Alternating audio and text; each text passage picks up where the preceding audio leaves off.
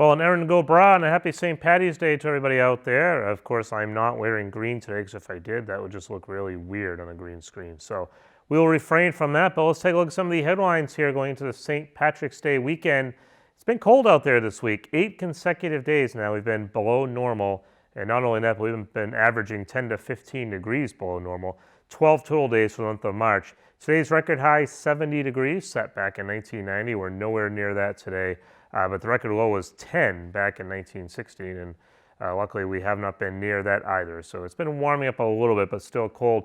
Chance of snow coming in for this weekend, I think. But looking at some of the long-term charts, we could be warming up here as we get towards the month of April. We'll talk about that in just a moment. Look at the radar and satellite right now. You can see a band of snow and rain approaching the area.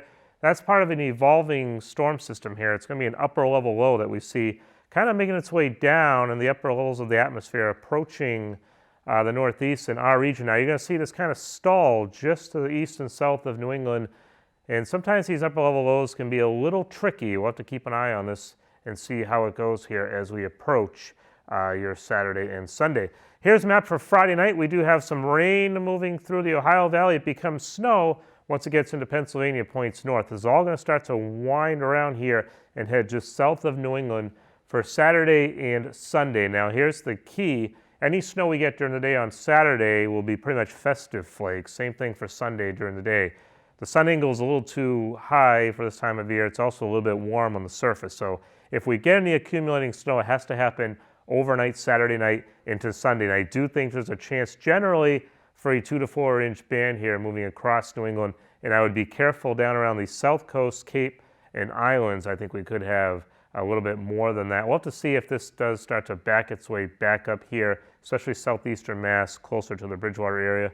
Wouldn't be surprised if we saw maybe an isolated 5-inch amount.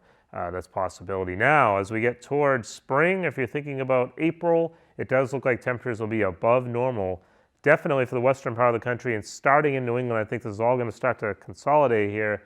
So there is some warmer weather on the way, but not this weekend. We will have, again, some sunshine to start out your Saturday. It'll be a cold day, but not as cold as it's been. Any precipitation we have on Saturday afternoon will be either a snow or a mix with a little bit of rain, not really accumulating at all. Most of that will come in late in the day on Saturday. Again, it's overnight Saturday night into Sunday where we could see that accumulating snow.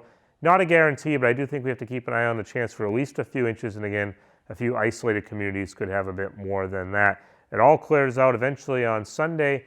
Monday we will brighten up, but again we have some clouds in there from Monday night and Tuesday. We'll have to watch. It could be another storm system forming here by the middle of next week. We'll keep an eye on that, and some colder weather will return by later on in the week. Next week, enjoy your St. Patty's, everybody.